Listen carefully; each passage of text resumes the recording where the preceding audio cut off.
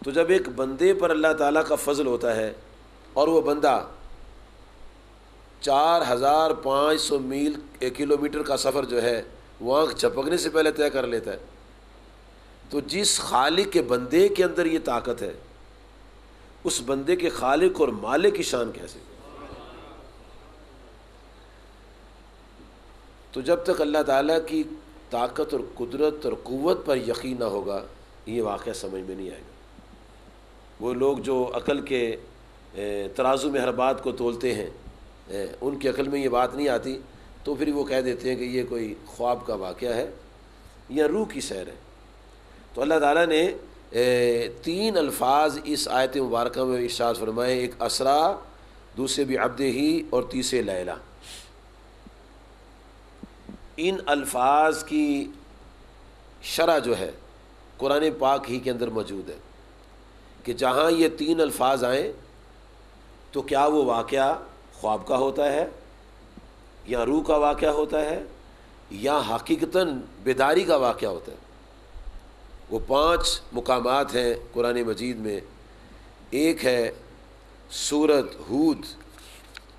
آیت نمبر ہے 81۔ دوسرا ہے سورۃ الحجر، آیت نمبر ہے 65۔ تیسرا ہے مقام سورۃ طٰہٰ،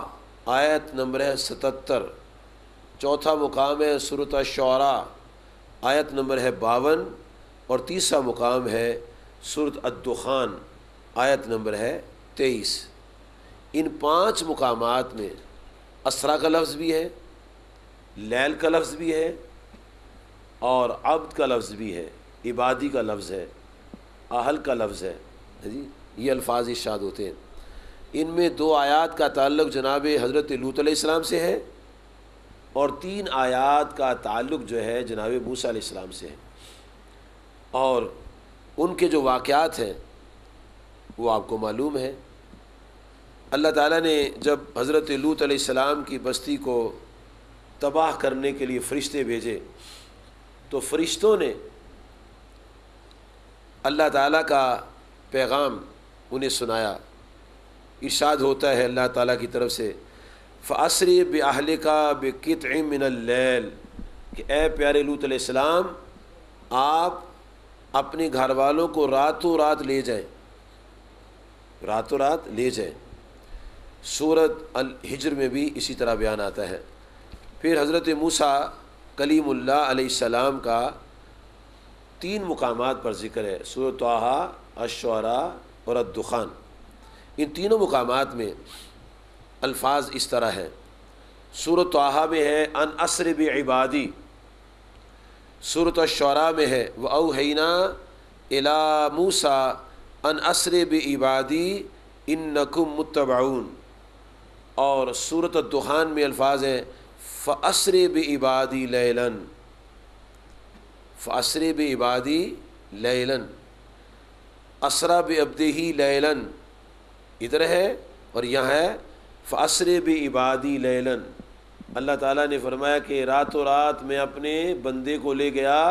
اور موسیٰ علیہ السلام کو حکم ہو رہا ہے پیارے موسیٰ علیہ السلام راتوں رات آپ میرے بندوں کو لے کر یہاں سے چلے جائیے۔ اور یہ بڑا مشہور واقعہ ہے کہ موسیٰ علیہ السلام جب اپنے پیروکاروں کو لے کر چلے گئے اور آگے دریا آ گیا اور پیچھے فرعون کو پتہ چلا کہ موسیٰ علیہ السلام اپنے لیے ماننے والوں کو لے کر نکل گئے، تو وہ بھی اپنا لشکر لے کے چل پڑا۔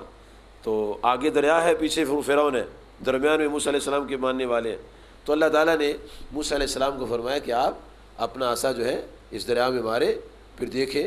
ہماری شان اور قدرت۔ جب آپ نے عصا مارا تو پانی خشک ہو گیا اور پانی اچھل کر اوپر گیا، اور جہاں تک گیا وہاں تک جا کے رک گیا، پتھر ہو گیا، اور وہاں سے پھر راستوں کے اندر سے موسیٰ علیہ السلام کے ماننے والے گزر گئے۔ پیچھے فرعون آیا، جب فرعون آیا تو وہ بھی دریا میں سے گزرا۔ واقعہ لمبا ہے، میں وہ مختصر سنا رہا ہوں۔ اور جب وہ گزرا تو پھر وہ غرق ہو گیا۔ کیا وہ خواب میں غرق ہوا یا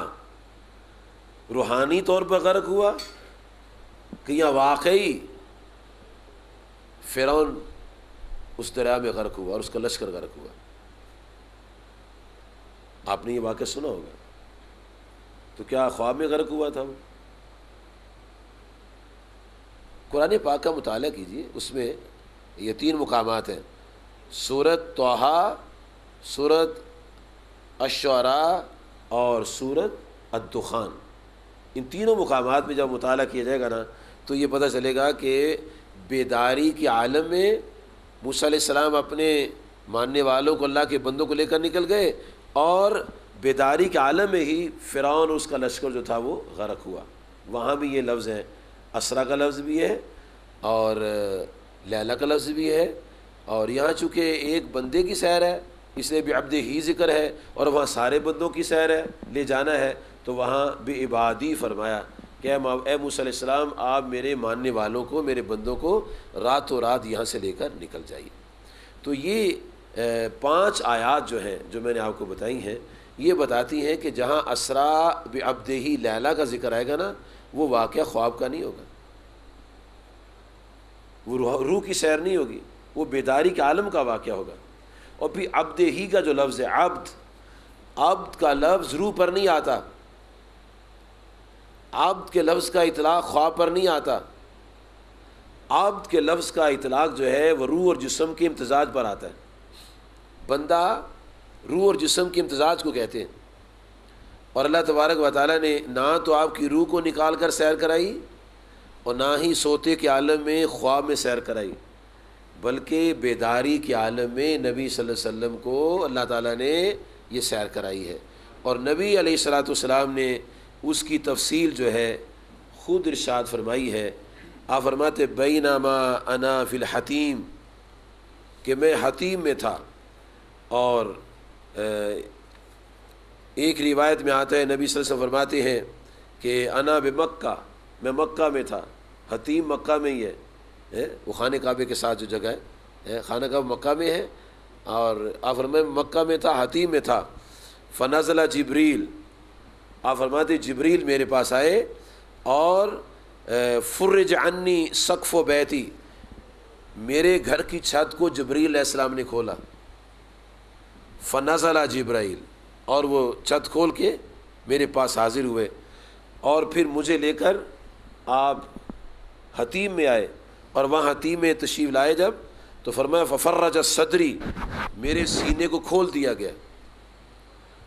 میرے سینے کو کھول دیا گیا، اور نبی صلی اللہ علیہ وسلم نے اشارہ کر کے فرمایا فشکا ما بین ہاذہ الی ہاذہ، یہاں سے لے کر ناف تک آپ نے اشارہ کر کے فرمایا کہ یہاں سے لے کر یہاں تک میرے سینے کو شق کر دیا گیا، اور سینہ مبارک شق کرنے کے بعد فاستخرج قلبی، پھر میرے قلب کو نکالا، پہلے سینہ چاک کیا گیا، پھر قلب کو نکالا، اور پھر آقا کریم فرماتے ثم غسلہ بماء زمزم، پھر آب زمزم سے غسل دیا گیا۔ یہ سارا کچھ بیداری کے عالم میں ہو رہا ہے، نہ خون نکلا ہے،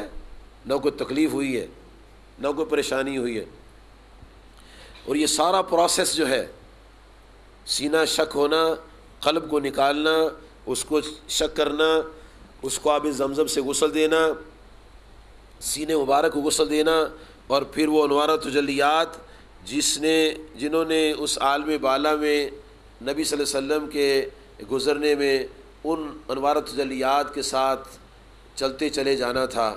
کہیں رکاوٹ نہیں آنی تھی، وہ انوار تجلیات آپ کے سینے میں اڈھیل کے پھر سینہ مبارک کو سی دیا گیا، اور نبی کریم علیہ الصلاۃ والسلام ارشاد فرماتے ہیں پھر میرے لیے ایک سواری لائی گئی جس کو برا کہتے ہیں، اور نبی پاک فرماتے ہیں کہ وہ گھوڑے سے نیچے قد کا اور گدھے سے اونچے قد کی سواری تھی، اور کریم آقا صلی اللہ علیہ وسلم فرماتے ہیں یدعو خطوہ عند اقصی طرفہ، جہاں اس کی نظر جاتی تھی وہاں اس کا قدم جاتا تھا۔